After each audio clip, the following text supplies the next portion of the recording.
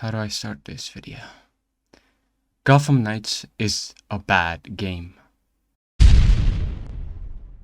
Throughout the years, Batman has always been one of my least favorite superheroes, so obviously, when I heard Warner Bros. Were making a Batman game, I wasn't exactly planning on playing it.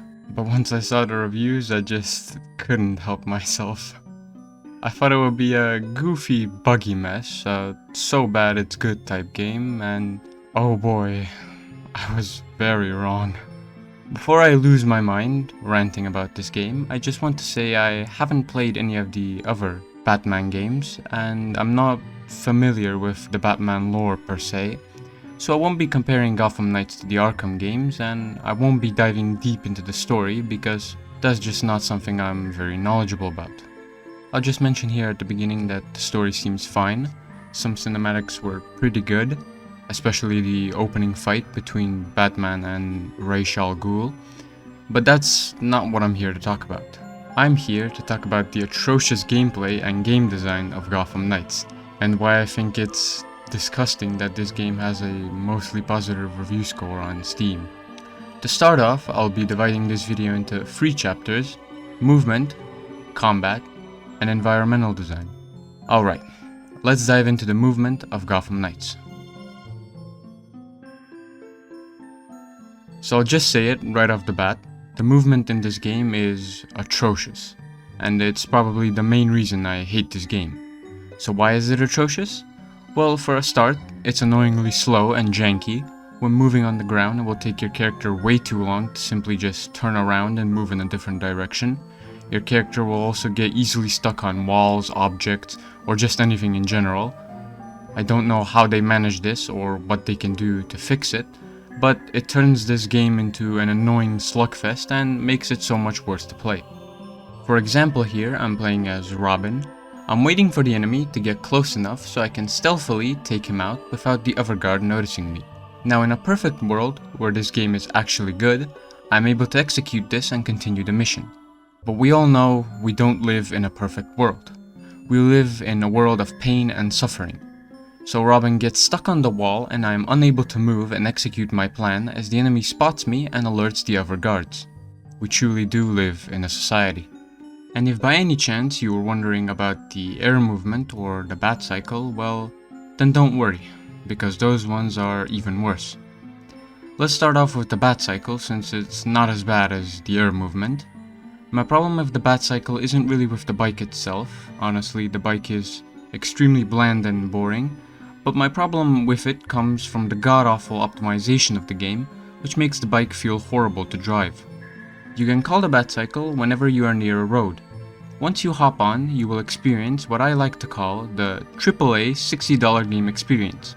The frame rate will begin to tank once you start driving, so much so that it actually gets irritating to look at the screen and makes the bike difficult to control.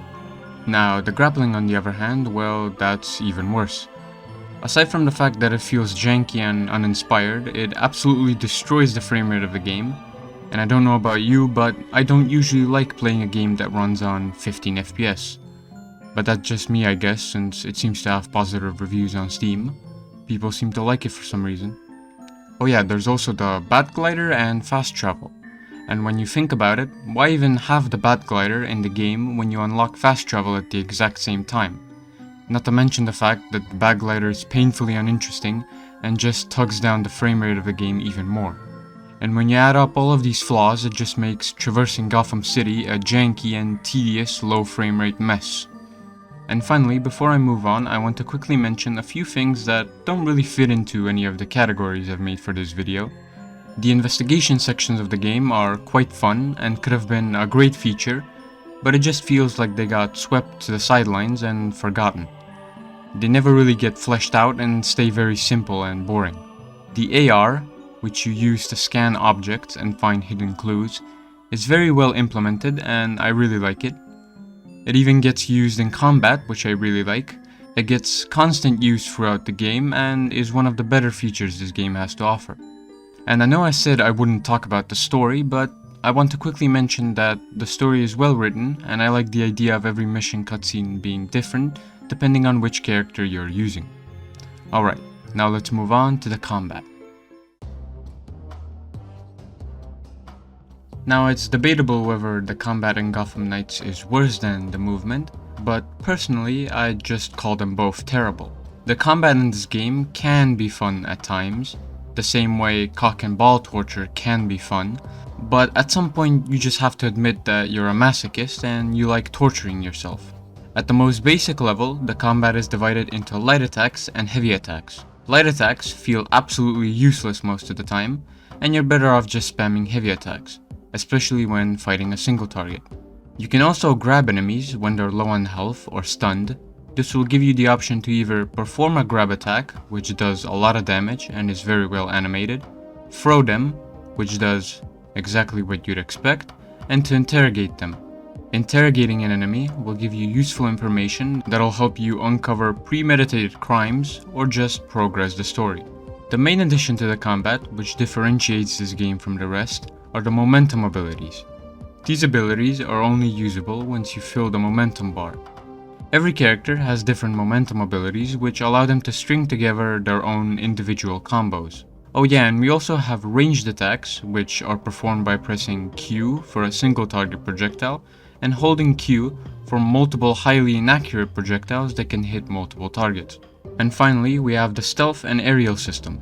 If you're on a ledge above an enemy, you get the option to either perform an aerial attack, stealth attack, or stealth takedown. If you're wondering what's so bad about these features, then let me walk you through it, step by step. Heavy attacks feel way more powerful than light attacks. Combined with the fact that you can string them with grabs makes the light attack feel useless. The throw option is completely useless unless you have one specific Red Hood talent. Don't worry, I'll talk about those as well. The interrogation feels like it was extremely rushed and goes unused for most of the game. Momentum abilities are fine, but the fact you have to grind out each individual character to unlock all of them is really annoying. Plus, some of the abilities are useless due to the massive amount of enemies the game throws at you. Single target ranged attacks are way too hard to use when there's 10 enemies on the screen and you want to hit one specific enemy, and aiming doesn't help since that'll leave you open for the enemies to take you out. The burst fire is only really useful against certain enemies, i.e. the Talons. The aerial attacks feel useless compared to the stealth attacks feel useless compared to stealth takedowns, and stealth takedowns are the jankiest feature I have seen in a game since December 10th, 2020. Now that we got that out of the way, let's talk about the enemies in Gotham Knights. I already mentioned how the game throws a lot of enemies at you, but you have no idea how annoying and problematic that gets. If we compare it to a game like Marvel Spider-Man, in that game you could avoid most of the enemies on the ground by performing aerial combos. This game sadly doesn't have that feature, so you're just stuck down on the ground with 10 enemies all attacking you at the same time. And this gets very annoying once you get to the later stages of the game, where the enemies have a lot more abilities and attacks. I actually think that's something this game does well. It progressively makes the enemies harder and harder, and adds more and more mechanics into the game. The problem being, the characters you get to play as are extremely boring. Every character gets 3 unique skill trees that add to their gameplay and make them better in combat. Our 4 characters are Nightwing, Red Hood, Robin, and Batgirl. And to be fair to the devs, Batgirl and Robin get interesting skill trees. Batgirl unlocks and improves her hacking abilities, and Robin improves her stealth. Now Red Hood and Nightwing are a lot less interesting. Nightwing being good at combos doesn't really help when you don't use them for most of the game, and Red Hood is just extremely boring. He doesn't really have any unique capabilities, just brute strength as the game puts it. And not to mention the fact that some of the momentum abilities are really uninteresting, like Nightwing's speed boost and shotgun darts, or Red Hood's rage and barrage. These problems wouldn't be that big if the game's actual combat was fun and difficult, but most of the time it's neither of those things. I played this game on the hardest difficulty and went into almost every mission under-leveled and still beat most of the encounters on my first try. Why was I able to do this? Well, because this game has a huge problem with stun locks. Every single enemy, excluding the bosses, can be stun locked very easily. Regular enemies can be stun locked by simply performing this basic string: heavy attack, grab attack, and repeat. That's it. They just won't be able to do anything if you do this. And for bigger enemies, such as mini-bosses, it's actually even easier. Simply just stun them once with a heavy attack, then move behind them and continue spamming heavy attacks. Just lead them into a corner where they can't move and keep spamming heavy attacks until you take them down. AAA $60 experience right here, boys. Of course, these stun locks are only usable when there's only one enemy on the field, but for most of the game you'll be swarmed by enemies, all attacking you at once, which makes it extremely difficult to either dodge or use certain abilities. And this is where my main problem with the combat starts to show itself. Half of the combat options are simply not usable throughout the game. How am I gonna perform a stealth takedown when all the enemies are clumped up together like this? How can I use a single target ranged attack when there are so many enemies on the screen? How can I aim down and shoot the right enemy when that just leaves me open to being annihilated by all the enemies? How can I use Red Hood's two-fisted reload ability while being attacked by 5 different enemies all at once? Not to mention the horrible targeting system. I've had way too many instances where I'll be fighting one enemy and my character will just randomly lock onto another one that's on the other side of the room. This completely destroys the flow of combat and makes me feel like the game is playing itself and I'm just helping from the sidelines. The final thing I want to mention in this chapter is the janky and broken stealth mechanics. You'll have certain instances where the stealth works perfectly, but then there'll be instances where you have to actively fight against the game in order to use the stealth. Take the Robin example I used earlier. Enemies can be very easily cheesed using stealth. Take this one clip as an example where I take down one enemy, everyone spots me, so I just zip up and wait until they forget about me, and rinse and repeat. Enemies very quickly forget about your existence and just continue on with their day, like you didn't just drop down and take out one of their allies. There's also other little features and complaints I have with the combat, but if I continue talking about it, I'll probably lose my mind. So let's just move on to the environments. The environments in Gotham Knights are, how do I put this lightly, some of the most dull and lifeless areas you'll see in gaming. To make a game look good, it's not just about having good graphics, which this game already struggles with running. It's about making the environments interesting to look at. If you're making a horror game, you want the environments to heighten the player's sense of fear and powerlessness. Shooter games are meant to look basic on the outside to help the player focus on the gameplay rather than the environment. Sandboxes are meant to be open, vast, and empty canvases that serve as an inspiration to the player to go out there and explore. And finally, RPGs, which is what Gotham Knights is, are supposed to have environments full of life and story. Cities that tell their own history, caves that make you feel tiny, entire kingdoms that make you want to explore the world. And to be fair to Gotham Knights, it does this well with the city itself. When you look at Gotham, you're supposed to see a city full of corruption and filth, being destroyed by the very organizations that built it in the first place. And Gotham Knights accomplishes this amazingly. Broken down apartment buildings next to huge skyscrapers, heavy fog looms over the city, which was probably just put there to help the terrible frame rate of the game, but anyway. There's police sirens roaring in the distance as the streets are riddled with criminals, all trying to take advantage of the fact that Batman is finally gone. So why is the environmental design a problem?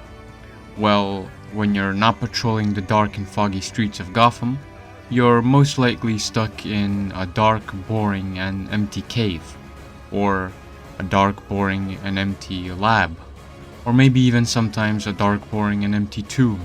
It genuinely feels like they looked at the Tomb Raider reboot games and thought, yep, those seem cool, and just added them to the game, like these areas genuinely look the same.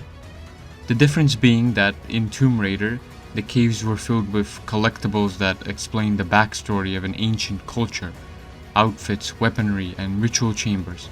All of these things add backstory either to help the player to better understand the story or just give interesting information. In Gotham Knights, you'll have the occasional little text that most players probably didn't even read, but that's pretty much it. And this is disappointing because other areas in the game look so cool. Areas like the Iceberg Lounge or the Owl Court's hidden rooms look so good and are actually cool to look at. But then you have areas like the Labyrinth. It starts off with this amazing white look. All the rooms look the same with the walls shrinking or expanding. Furniture or puzzle contraptions will appear in certain rooms, unlocking hidden doors, more empty hallways, and even enemy encounters. Hallucinations of yourself and Batman will appear, giving backstory and adding intrigue to your character. Then what does the game do? It completely ruins it by throwing you into boring lab rooms and cave systems. In the exact same mission, we go from this fear-inducing maze of empty hallways and hallucinations to this dull and bland secret lab area that looks like every other lab in the entire game. It's completely wasted potential, and it's honestly just sad to even look at. And as a final close-off, I just want to say, don't play this game. You're wasting your money, but even more importantly, you're just wasting your time. There are a lot of other great RPGs you can play, better open worlds to explore, and games with much better graphics and performance. In closing, Gotham Knights is a huge load of wasted potential and annoying game design. What could have been a great RPG with a fun story and combat turned into this. It's just disappointing, isn't it?